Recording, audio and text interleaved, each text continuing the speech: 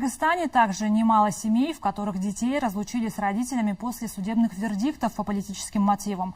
К примеру, 10-летняя дочь активистки Каныки Арановой, которую арестовали за посты в соцсетях, почти год ждет свою маму из тюрьмы. Другой пример – семья журналиста Болота Темирова. Его самого 2 года назад выдворили из страны, а его жену Махабат Таджибек-кызы посадили на 6 лет за журналистскую деятельность. Их 12-летний сын тоскует по своим родителям. Наши коллеги из Азаттыка поговорили с мальчиком и его бабушкой, рассказывает Манас Эджигитов.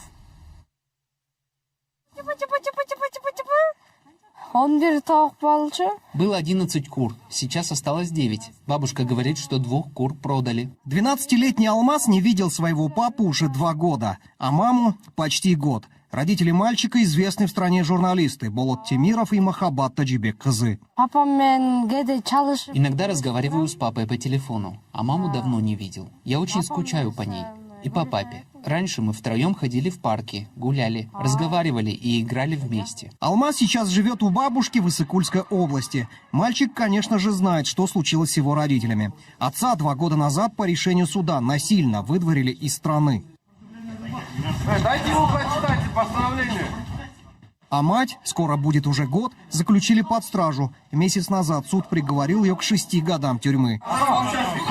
Поверьте мне, судьи, которые вынесли такое решение, в будущем окажутся на моем месте. В доме бабушки эту тему в присутствии Алмаза взрослые обходят. Но мальчик сам все понимает. О том, что происходит с мамой и папой, читает в интернете. Бабушка говорит, внук за эти 2 года стал замкнутым. Конечно, ребенок скучает по обоим родителям. Бывает, сидит и плачет. В такие моменты стараюсь отвлечь его. Иногда беру его с собой в разные места. Но он все равно спрашивает про родителей. Смотрит судебные новости в интернете. Я говорю ему, все будет хорошо, они вернутся. Он надеется и ждет. Мы решили, что Алмазу лучше не видеться с мамой в таких условиях, чтобы не травмировать его. Нелегко, конечно, сейчас и самой матери Махабат. Дочь, рассказывает она, с детства проявляла творческие способности, участвовала в конкурсах по декламации эпоса «Манас» и всегда выступала за справедливость. Когда у дочери не было денег, она подрабатывала уборкой домов. С детства была трудолюбивой, все делала аккуратно. После ее ареста они говорили, что она якобы получает деньги из Европы. Это неправда. Ее отец до самой смерти ездил на Ишаке. Если бы это было правдой, он бы ездил на Волге или джипе. Муж всегда говорил детям, что деньги надо зарабатывать своим честным трудом и знаниями. Интерес к журналистике у Махабат появился после того, как она вышла замуж за Болота Темирова. Вместе с ним она участвовала в создании расследовательского проекта «Темиров Лайв». После выдворения мужа Махабат сама начала проводить журналистские расследования, героями которых стали высокопоставленные лица в стране. Мой зять Болот Темиров, моя дочь Махабат Таджибек-кызы и еще 11 журналистов, разоблачавших коррупцию, будут оценены по достоинству. Если не сегодня, то завтра.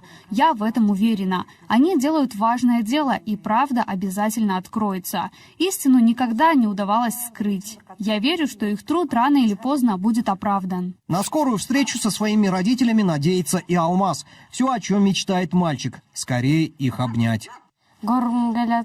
Я хочу видеть, как мама улыбается. Представляю, как она приходит ко мне с улыбкой. Хочу обнять ее. Хочу видеть, как папа улыбается. Очень хочу их обнять. Я очень сильно люблю маму и папу. Взрослые члены семьи надеются на отмену решения райсуда Бишкека, который приговорил Махабат Таджибек-кызы к 6 годам тюрьмы, а ее коллегу Азамата Ишенбекова к 5. На следующей неделе Горсуд начнет рассматривать апелляционную жалобу адвокатов-журналистов. Кызык жашоо башталды, иштеп эле баштады. Бир муштумдай түйүлөлү бириктирип жаштарды. Эч кайдыгер болбойлу, келечекте койлойлу. Жагалданбай байларга, мыктыларды колдойлу.